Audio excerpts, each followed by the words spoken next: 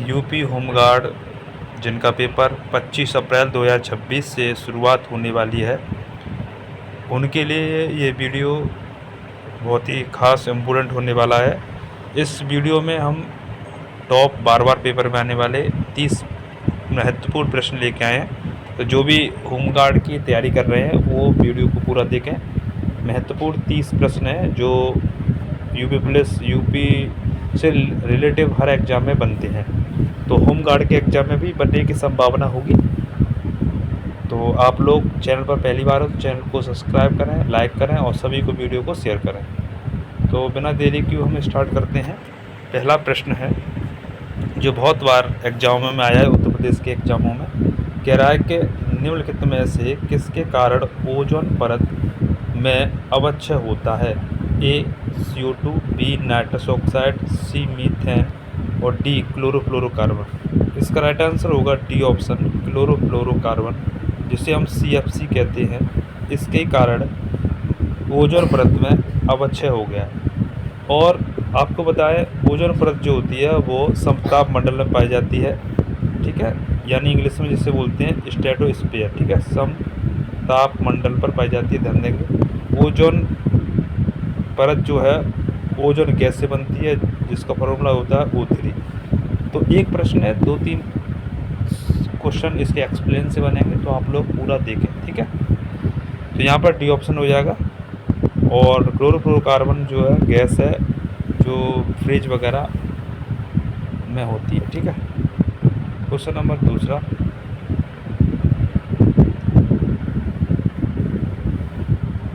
कह रहा है अशोक के टोपरा और मेरठ के स्तंभ लेख को दिल्ली कौन ले गया था?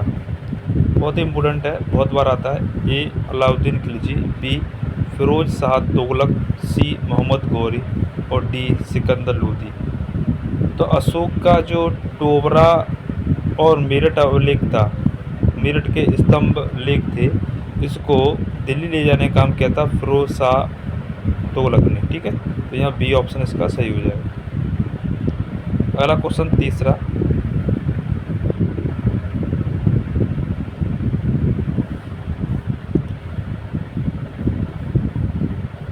मेलवेयर को डैश के नाम से भी जाना जाता है, यानी मेलवेयर को किस नाम से जाना जाता है? ए मालिशियम सॉफ्टवेयर, बी मेल सॉफ्टवेयर, सी मिसिंग सॉफ्टवेयर और डी मैसेजिंग सॉफ्टवेयर। ये कंप्यूटर का प्रश्न है, तो यहाँ राइट आंसर होगा ए, मेलवेयर को मालिशियस सॉफ्टवेयर भी कहते हैं। तीसरे का ए से हो जाएगा। क्वेश्चन नंबर 4,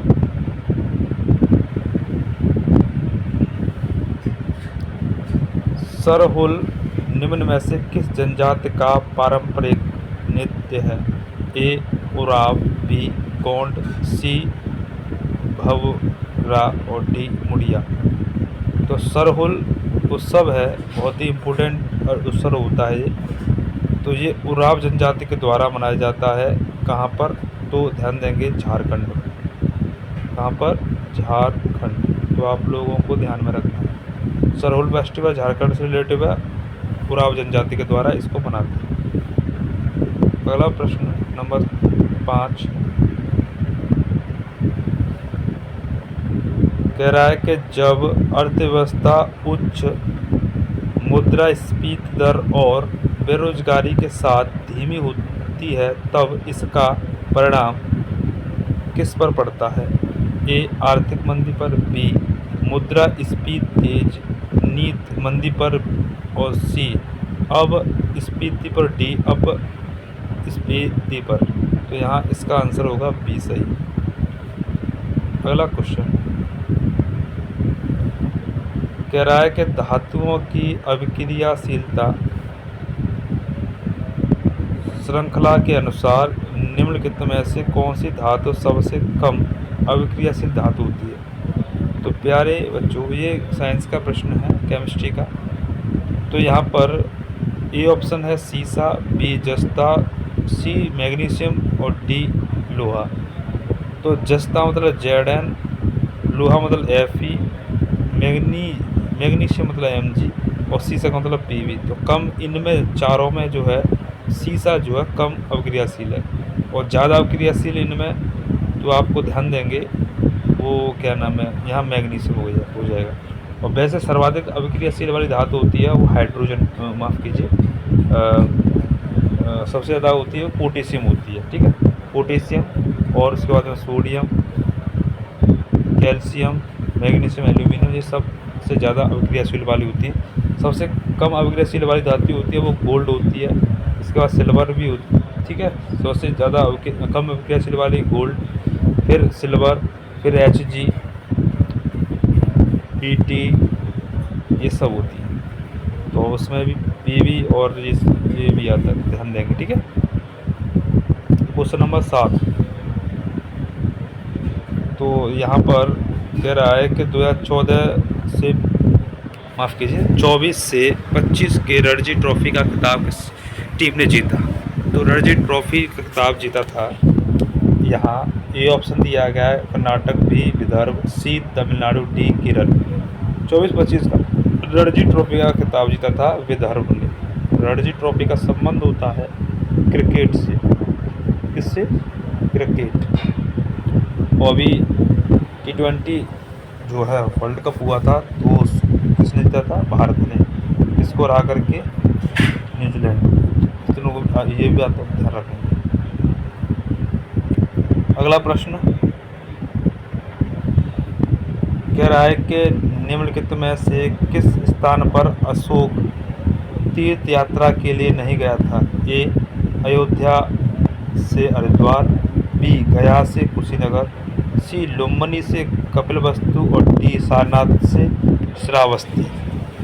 तो अशोक तीर्थ यात्रा के लिए ए ऑप्शन सही हो जाएगा, अयोध्या से हरिद्वार नहीं गया था, बाकी गया से कुशीनगर गया, लुम्बिनी से कपिलवस्तु, सारनाथ से श्रावस्ती। क्वेश्चन नंबर 9 की तरफ चलते हैं। तो आप लोग Ajay academy and motivator YouTube channel देख रहे हो तो चैनल को सब्सक्राइब, लाइक और सभी को शेयर कर दें। इस चैनल पर आपको होमगार्ड, लेखपाल, ठीक है, और टीचर भर्ती की तैयारी कराई जाती है। तो आप लोग चैनल को सब्सक्राइब जरूर कर लें और सबको शेयर कर दें। तो यहाँ पर ये होमगार्ड की हम पहली वीडियो डाल रहे हैं प्रैक्टिस के लिए, बाकी फिर आप चाहोगे तो और डालेंगे बढ़िया बढ़िया महत्वपूर्ण बार बार प्रश्न अगर शेयर करोगे तो। क्वेश्चन कह रहा है कि निम्नलिखित में से कौन तृतीयक क्षेत्र के अंतर्गत आता है। ए धान गेहूं का उत्पादन करने वाले किसान, बी एक संगठन जो उत्पादन को संबंधित दुकानों में स्थानांतरित करने से संबंधित है, सी कच्चे रेशम का उपयोग कर कपड़े का निर्माण करने वाला श्रमिक, और डी इनमें से कोई नहीं। तो राइट आंसर हो जाएगा यहाँ पर प्यारे बच्चों वो बी ऑप्शन, ठीक है, यहाँ पर बी ऑप्शन हो जाएगा। तृतीयक में यही आता है। प्राथमिक में कौन आता है, कृषि पशुपालन, बी में कारखाने वगैरह, और सी में दुकानदार।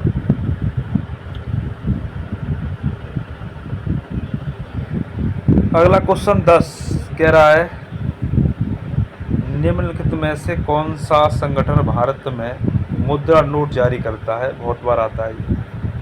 ए option PNB, B RBI, C SBI, D ICICI। तो यहाँ पर राइट आंसर हो जाएगा बी RBI, जिसकी स्थापना हुई थी 1 अप्रैल 1935।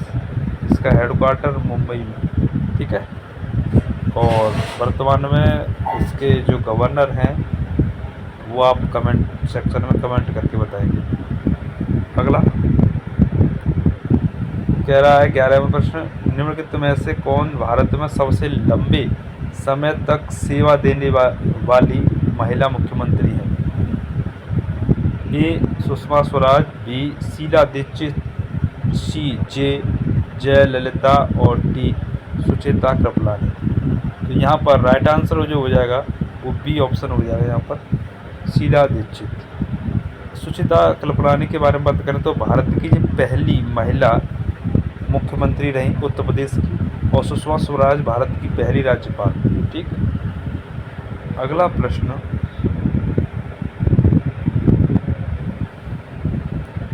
किस वर्ष में महिलाओं के सशक्तिकरण के लिए राष्ट्रीय नीति पेश की गई?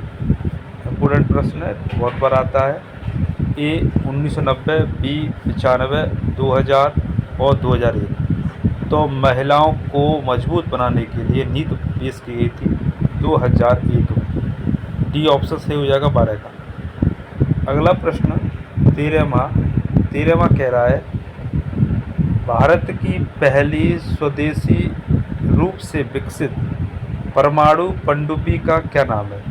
ए INS Sindhu Ghosh, B K-15, C INS Arihant और डी INS विक्रमादित्य। प्यारे साथियों, इसका राइट आंसर सी हो जाएगा। अगला क्वेश्चन नंबर 14 कह रहा है, कान में कंपन 3 हड्डियां अर्थात मध्य कर्ण में किसके द्वारा प्रवर्धित होता है? ए हैमर, एम्बेल और स्टिरप, बी हैम्बर, कोलिया या स्टिरप और सी हैम्बर, एनविल और पिना और डी श्रवण हड्डी और एनविल और स्टिरप।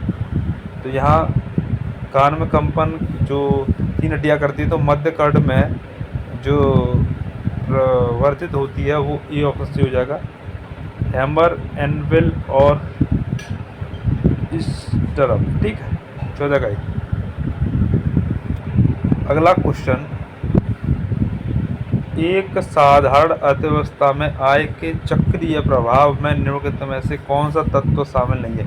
ए साधन भुगतान, बी वस्तुएं एवं सेवाएं और मूल्यह्रास और डी व्यय।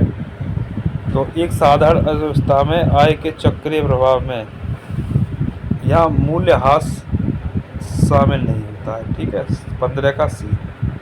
अगला क्वेश्चन कह रहा है, राज्य लोक सेवा आयोग के अध्यक्ष और अन्य सदस्यों की नियुक्ति कौन करता है? यानी UPSC के अध्यक्ष की नियुक्ति कौन करता है? ए राज्य के मुख्यमंत्री, बी केंद्रीय कार्मिक लोक शिकायत पेंशन मंत्री, सी भारत के राष्ट्रपति और डी भारत के राज्यपाल। तो यहाँ इसका राइट आंसर हो जाएगा डी ऑप्शन।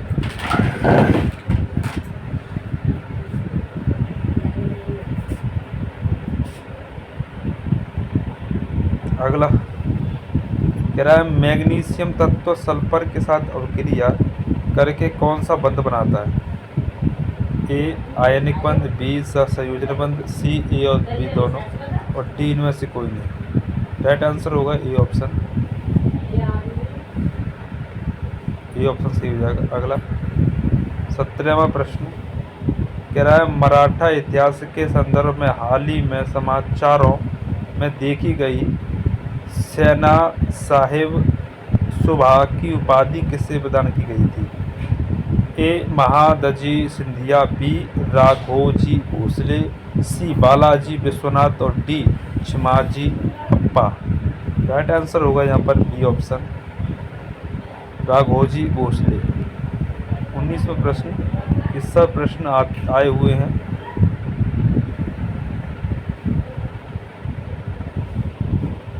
पूछा गया आदर्श गैस है, आदर्श गैस, तो यहाँ ये सही हो जाएगा CP।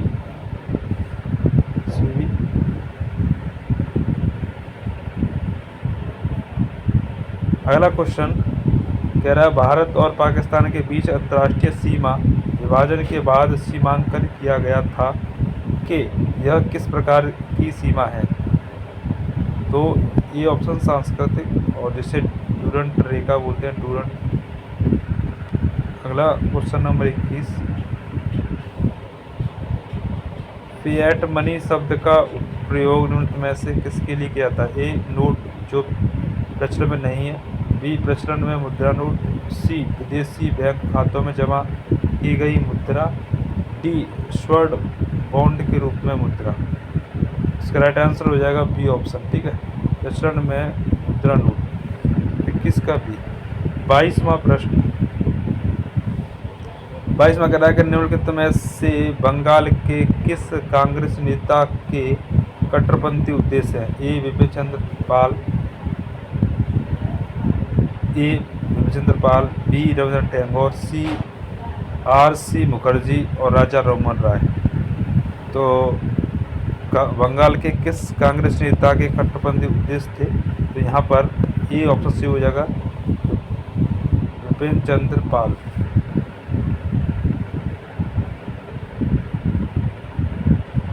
अगला प्रश्न,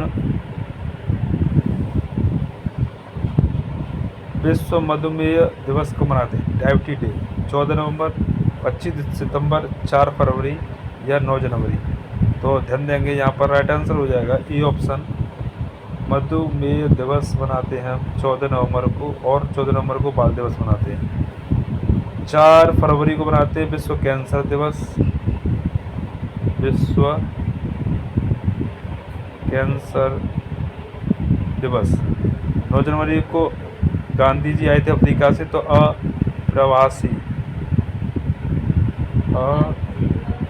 अप्रवासी भारतीय दिवस मनाते हैं। ठीक है, क्वेश्चन नंबर अगला कह रहा है डमहल भारत में निम्नलिखित में से किस प्रकार का लोक नृत्य है? ये जम्मू कश्मीर, मतलब कहाँ किस स्थान का है डमहल? तो ए जम्मू कश्मीर, बी असम, सी झारखंड और डी गुजरात। तो डमहल जो है जम्मू कश्मीर का है, ये ऑप्शन सी हो जाएगा। अगला प्रश्न कह रहा है 25वां विष्णु के भक्त जाने जाते हैं? ए नय नार के रूप में, पशुपति के रूप में, सी अलवर के रूप में, डी लिंगायत के रूप में। तो विष्णु जी के भक्त अलवर के रूप में जाने जाते हैं, पशुपति जो है शंकर जी के। ठीक है, तो यहाँ पर अलवर के रूप में विष्णु के भक्त। अगला क्वेश्चन कह रहा है कि ध्वनि तरंग किस माध्यम में नहीं गुजर सकती? ए ठोस, बी निर्वात, सी आदर्श गैस, डी तरल। तो ध्वनि तरंगें जो होती है वो निर्वात में ट्रैवल नहीं कर सकती। अगला क्वेश्चन 27 कह रहा है कि नेताजी सुभाष चंद्र बोस अंतर्राष्ट्रीय हवाई अड्डा कहाँ पर है? A Siliguri, B Hyderabad, C Kolkata, D Bhubaneswar. Right answer हो जाएगा कोलकाता। अगला क्वेश्चन कह रहा है निम्नलिखित में से कौन सी भारत और पाकिस्तान के बीच सीमा है? ए डोरंट रेखा, बी ब्लू रेखा, सी रेड क्लिफ रेखा और डी मैकमोहन। तो भारत पाकिस्तान के मध्य जो है डोरंट रेखा है। ठीक है, ध्यान देना है, जिसकी लंबाई है 3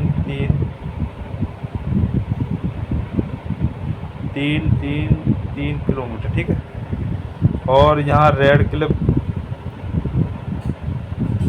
माफ़ कीजिए, यहाँ भारत और पाकिस्तान के बीच जो है रेड क्लिफ रेखा। ठीक है, माफ़ कीजिए, मैंने डूरंट बोल दिया। डूरंट जो रेखा है वो पाकिस्तान और अफगानिस्तान के मध्य है, अभी पहले भारत और अफगानिस्तान के मध्य थी। ठीक है, और यहाँ पर मैकमोहन रेखा जो है भारत और चीन के मध्य है। चलिए अगला क्वेश्चन नंबर चलते हैं। पूछा गया यहाँ पर NNP का फुल फॉर्म क्या होगा? NNP का फुल फॉर्म होता है नेट नेशनल प्रोडक्ट। 29 का बी। और लास्ट 30वां प्रश्न कह रहा है कि एक अलग अनुशासन के रूप में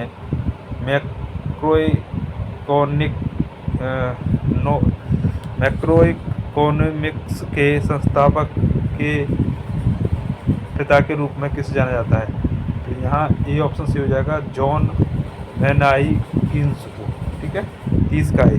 तो ये महत्वपूर्ण 30 क्वेश्चन थे होमगार्ड के। अगर आप चाहते हो और भी ऐसे मोस्ट इम्पोर्टेंट क्वेश्चन लाए जो बार पेपर में आने वाले हैं तो कमेंट करें।